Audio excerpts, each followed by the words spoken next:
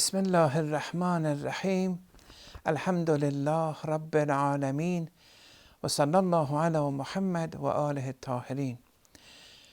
Continuing from the last session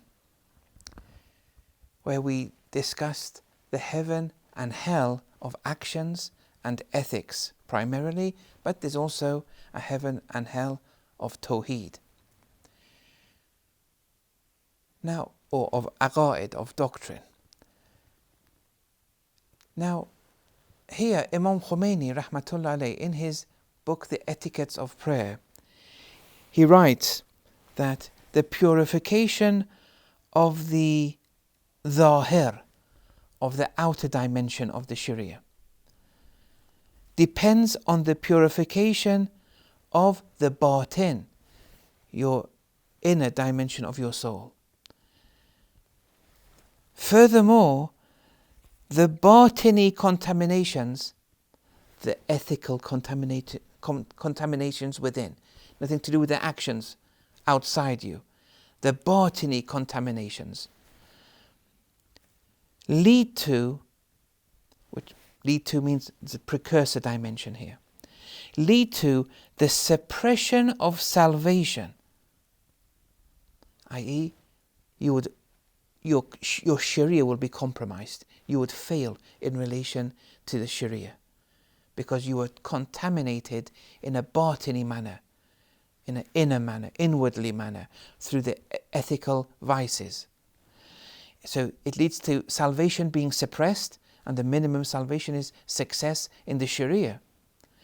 And it's the cause of the hell of actions, the batini contaminations, the vicious traits are the cause to the hell of actions. It's a cause for you to not commit yourselves to the wajibat and to commit the muharramat.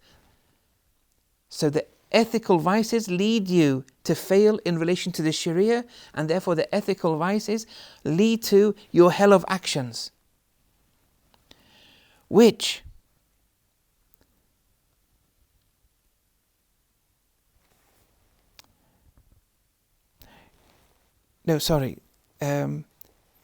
this wasn't. I think I mistranslated. It should be is the cause to the hell of ethics. So the batini. I mean, I've written hell of actions here, but I'm sure that I've mistranslated it. So the batini contaminations, the ethical vices, lead to your salvation being suppressed, because it is the ethical vices which make you fail in relation to the Sharia, but it's also the cause of your hell of ethics. The ethical vices that you've incorporated is not haram according to the Sharia, but it's the cause of the hell of ethics, which Imam Khomeini rahmatullah alayh adds, according to the people of Gnosis, the people of Ma'rifah, is higher, the hell of ethics, is higher and more burning than the hell of actions.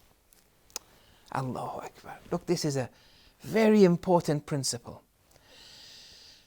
The batini, inner, ethical contaminations, holding on to grudges, not forgiving people, not being generous, being silent in the face of oppressions. Here, these are all ethical vices, and they create your hell of ethics. Imam Khomeini says this hell of ethics is more burning. It's higher and more burning than the hell of actions. What does this mean? You have two hells. One is more burning than the other. The hell of actions pertaining to the Sharia burns you, but the hell of ethics burns you more. What's happening here? I don't want to go into detail exactly what is burning and the nature of that dimension. That requires another. I don't want to divert too much here. In supplication number 8, it's just important to see why Imam Sajjad is mentioning the ethical noble traits or the ethical vices. Why he lays an emphasis on our seeking refuge from these traits, because it causes the hell of ethics. Imam Khomeini says, and even earlier mystics like Sayyid Heidarioon says, this hell, the hell of ethics, is more burning than the hell of actions. Now, let's put this into context now. Imagine you do all the wajibat, and imagine you refrain from all the muharramat, the sins. Would that be game over? No. It depends on other aspects here. How was your ethical realm? How were your actions pertaining to the tariqah? Have you incorporated ethical virtues or vices? By doing all the wajibat and by refraining from all the sins, or even if you've sinned now and again, by repenting from them, by cleaning the slate, and by doing all the wajibat, you've created your heaven of actions. Okay? But it's very possible that someone may do all the wajibat, refrain from the muharramat, but ethically they are poor. They are ethically poor people. Their anger hurts people. Well, if it hurts people, then that's even a sin according to the Sharia. But they have anger issues. They don't forgive. They hold on to grudges. They judge people, and so on and so forth, which are ethical vices. By having the ethical vices, they've created a hell of ethics. On the other side, since they've done all the wajibat and they refrain from the sins, they have a heaven of action. Look at the equation here. Hell of ethics, excuse me, hell of ethics, heaven of actions. How do they weigh with one another in the hereafter? Without a doubt, the hell of ethics will govern over the heaven of action. And so, in the beginning, to start off with, such a person will have to burn. And no one will burn them, they will burn themselves because of their own actions. We are our actions. It's not as if someone wants to now, burn us. It's our actions which are burning us. The noble, the vicious traits that we incorporated is now burning us in the hereafter.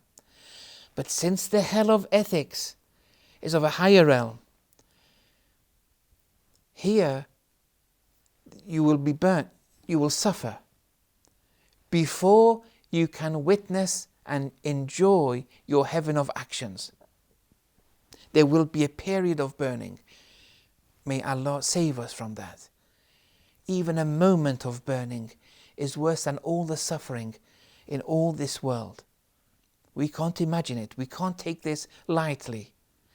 I'm mentioning these principles here, but we have to do something to prevent a moment of burning in whatever degree of hell. So here, the person would first burn before the heaven of actions appears before them. That's very important here.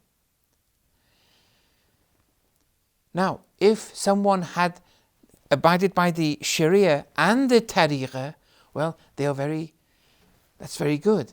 And they will have the heaven of the actions and the heaven of ethics. Now, what if someone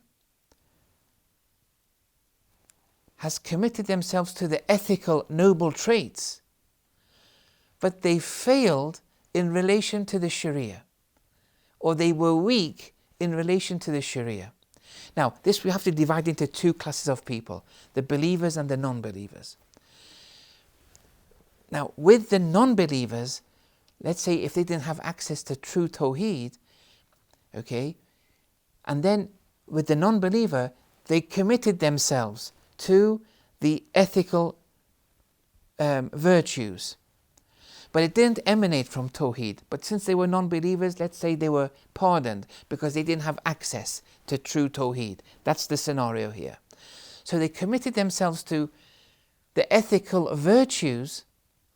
However, in relation to the actions of the Sharia, they committed sins pertaining to the Sharia. And that's because they weren't believers. Now, here, during the time of the Holy Messenger, sallallahu alaihi wasallam, there were some polytheists who fitted this description, like Hatam at-Ta'i. And he remained a mushrik until the very end. But his ethics was impeccable. He was very generous, he was very giving, he didn't hold on to grudges, and so on and so forth. But he never accepted Islam, and therefore sins of the Sharia he would commit, and he wouldn't commit himself to the wajibat. So he has a hell of actions, but he has a heaven of ethics. Now here, the ahadith in relation to people like at-Ta'i, we have a lot of them. In relation to Hatam at-Ta'i, the Holy Messenger, when they asked him what's going to happen to him, because he had passed away. When Hatam had passed away, the Holy Messenger said, well, he's residing in hell, the hell of actions. But we won't let the fire reach him. Why? Why doesn't he's residing in the hell of actions? Because he failed pertaining to the Sharia.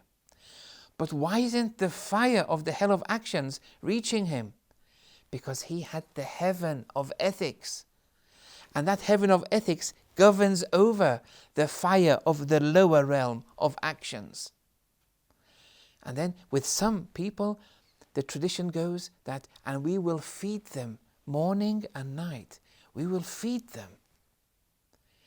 They're in the hell of actions. The fire won't reach them. But we will also feed them. Look at how delicate things can become. Inshallah, we'll continue with this in the next session. Wa sallallahu ala Muhammad wa ala tahirin.